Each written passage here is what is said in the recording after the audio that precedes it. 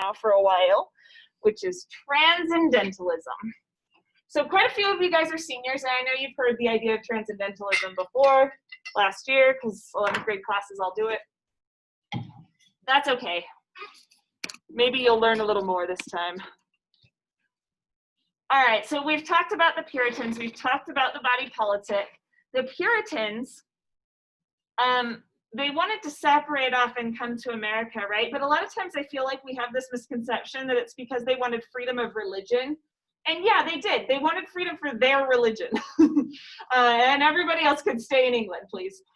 So it was more about like, we want to build what we think would be a utopian society. Winthrop's ideas are very representative, I think. They wanted to purify the church, wanted to get rid of, you know, the sinners that are bringing them down. And they said that human beings exist for the glory of God. So you are not trying to achieve your own glory. You are there to serve God where God believes that you will be the best. Okay. All right. At the time, there's a philosophy called Unitarianism. It was a church, basically. Church philosophy, kind of a little bit of both, that was becoming very popular. And basically, they were going, this is like 1820s or so, when Unitarian is becoming big. And they are kind of going against this Puritan idea of original sin and just believing that you have to be in your place. You know, believing that you're saved based on like predestination. And instead they were like, no, human beings are not inherently depraved. They were like, here, I'm gonna turn on the light and the dark so that you can kind of see the pictures a little bit better. They were saying that there's goodness in human beings and that the core of humanity is that goodness. It's not Adam's original sin. It's not that like our bodies are just inherently bad. It's that human beings have some divinity in them. And because of that, because they have this kind of like connection to God, the Unitarians were saying like, partly we are God. Like there's part of God within us. We share our divinity with God. And so because of that, you can work to become more like God. And what you do as a human matters. Now the Puritans kind of thought, as we saw in the Winthrop, like if you were born poor, you stay poor. If you were born a sinner, you stay a sinner. You're not going to be saved. But these guys are saying, yeah, you can be saved. You just have to work at it. They also were really concerned about the Enlightenment. And they were saying that, so the Enlightenment was like a period of time when people believed that you could kind of discover all truth through reason and rationality. And the Unitarians said, no, there are miracles. And we should stop trying to find the science behind the miracles because that's the opposite of miracles. They're just miraculous. So they wanted to point out there's some things that human beings cannot account for. They can't just explain away through reason.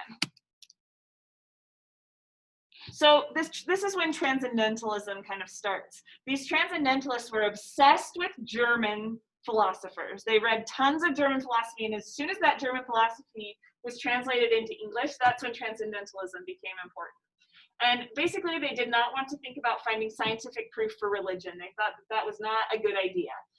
Instead, you should believe in divinity.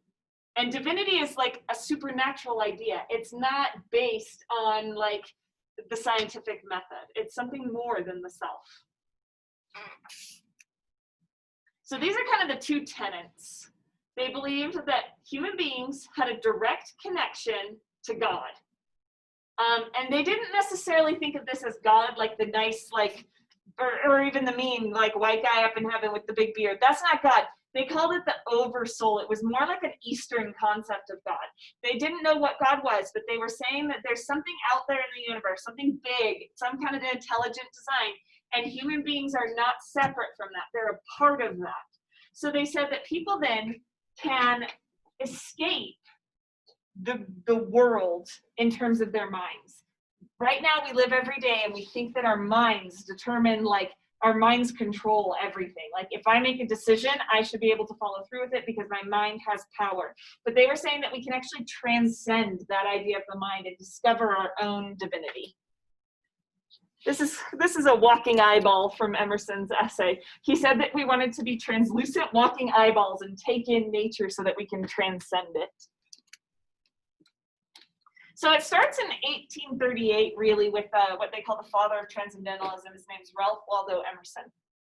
And he gave this speech at the Harvard Divinity School. So this is where kids at Harvard are studying religion, studying Christianity. And he got up there, and it was this super controversial thing. He was like, Jesus is no more divine than you and me. Like, basically, yeah, Jesus is the Son of God, but so are you. And you have just as much power to be divine as Jesus does. So it was like, you could look at it two ways. It's either raising the divinity of people, or it's like cutting down the divinity of Jesus, right? So this was super controversial, and he said Jesus actually would not, because he was a great example of divinity of the human. He said Jesus wouldn't want you to feel like you had to worship at church, because Jesus would understand that you shouldn't follow a human's example. You should follow your own divinity, your own divine self. So like, instead of going to church and worshiping Jesus, Emerson says, go out into nature and worship yourself, because you're just as good as Jesus. Why not? So it was very controversial at the time, but lots of people really, really loved it. They thought it sounded very powerful. It sounded like there's lots of opportunities then for human advancement. So they said that in a later essay, he took that idea and he said that human reason is inspired by our conception of nature. So do you remember when we read that Mary Oliver essay, and she was talking about how she watches the bluebells and she gets inspiration from watching the bluebells? That's exactly a transcendentalist idea. They said everything that we understand about ourselves is also out in nature, because God made nature and God made us, and we all live according to the same principles. And so you should go out into nature and you should look at a tree that's growing and you should think, oh, I'm growing much like that tree. Or you should look at a tree that bends its leaves to the sun and think, I need to bend my leaves more to the sun. I can take from this tree's metaphor, I can take a metaphor from this tree's example and learn. They felt like you need to then trust your own experience of the world to bring your new truth. Now that doesn't mean that they were like anti-science. They weren't. But they thought that the purest truth is not going to be learned through books. Emerson also has an essay about how you shouldn't really read too often. Instead, you should go out and experience things for yourself. He very famously said, follow your whims. So like, if in the moment I feel like dancing, I should dance. I don't feel like dancing right now, so I'm not going to dance because I'm going to follow my whims. Nathan did.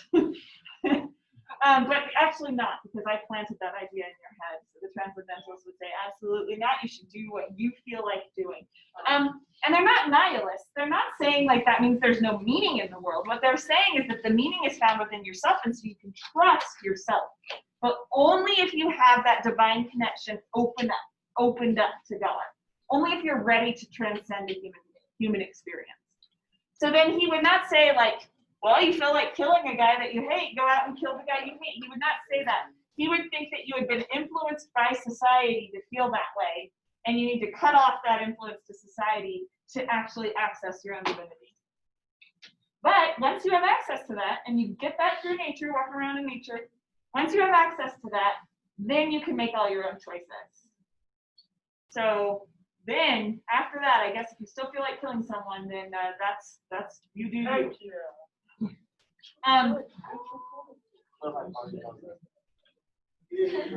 ultimately, he said that all of this kind of knowledge that you get about yourself and about nature, and that you follow your whims and so on, that will help you transcend the way that you're kind of stuck here in this natural world. It will help you see the divinity in things.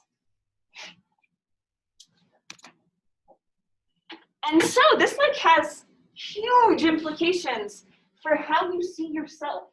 You are from God, you are good, and so you can trust yourself. If God made you and God is good, then you are good, is what the Transcendentalists say. And so whatever decisions you make with that kind of divinity open are good. That's a stress, I mean, you can see how that is all about individualism. It's all about relying on yourself. It's all about your own intuition. Now just think, I just want to take a step back here and think about mask debates that we've been having recently in our society, especially here in Utah. Do you see the roots of anti-maskers? It's so funny that that's a term now. People who really, really don't want to wear a mask. Can you see the roots of that in Transcendentalism a little bit? Yeah. And I think Emerson would have a response. I think Emerson would be like, well, they got that idea from, and I might be talking about some of you, I don't know, but someone who doesn't want to wear a mask got that idea from a political party who told them what to think. They are not actually in touch with their own divinity, blah, blah, blah, blah, blah. But if you look at those words, individualism, self-reliance, and intuition, where do you see that popping up in our culture? That's American right there, right? Individuals over the collective, self-reliance over dependence, and intuition over scientific knowledge. A lot of times, I'm not saying that they would be all for don't love your neighbor, who cares, and just go do you in the woods. I mean, some of them were all for that. Most of them though were extremely woke. These were abolitionists because they thought if man is from God, black men are from God as well. They were also feminists. If man is from God, we're using the man term widely, women is from God. So women can trust herself and women can be inherently good as well. And so they fought for the rights of other people very consistently. But they also stressed these things about the self. They just said that every single man has this divinity. So they liked these ideas and they formed a club, which I just think is so cute. They would meet quarterly, and it was Emerson and Thoreau and Louisa May Alcott that wrote Little Women. Her dad was in it. That's Amos Bronson Alcott. William Henry Channing, who was a preacher. Margaret Fuller, who was a very famous feminist. And they just got together and talked about stuff. They talked about utopianism and women's rights and free love. Yes, these were the original hippies. They followed this guy named Fourier, who wanted people to live on communes and follow their whims. So, you love who you love, go for it. That's what they liked. So they were when you think of the 60s, those hippies in the 60s without the drugs, but they were quite like that. They were environmentalists because the only way to get access to that divinity is in nature, so we better preserve nature. They were all about abolitionism, again, because it did, regardless of race, man is divine. And then a lot of them were educators. They would have hated this. What I am doing right now, they would have said, this is the worst thing that you could do to a child. It's just tell them what to think and tell them about ideas. No, we should be going outside and you guys should be digging in the grass and experiencing. I know the wind is crazy, but you should be out there experiencing the wind and learning about yourself. And so their classrooms were set up so all the desks were along the outside edge and the kids faced the walls because they didn't want to get any influence from their schoolmates, classmates. And they do a lot of self-reflection and stuff like that.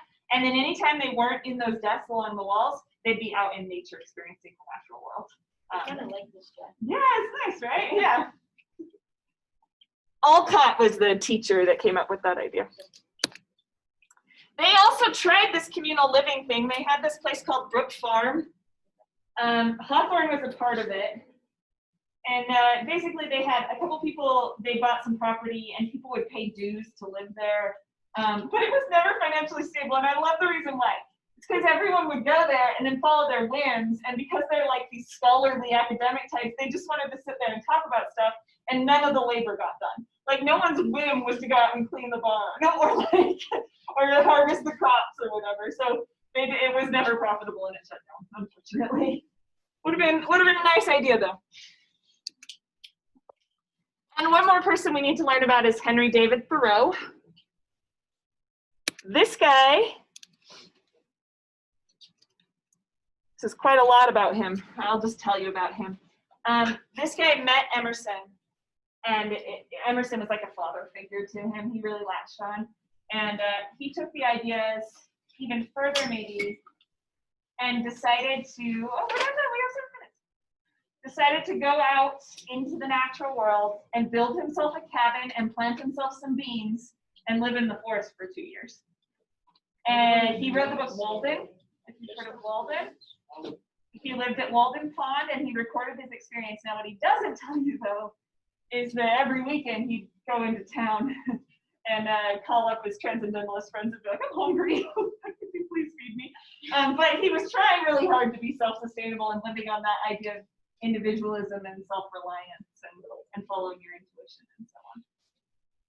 Any questions about the transcendentalists so far? Is anyone a transcendentalist now? Yeah, you are.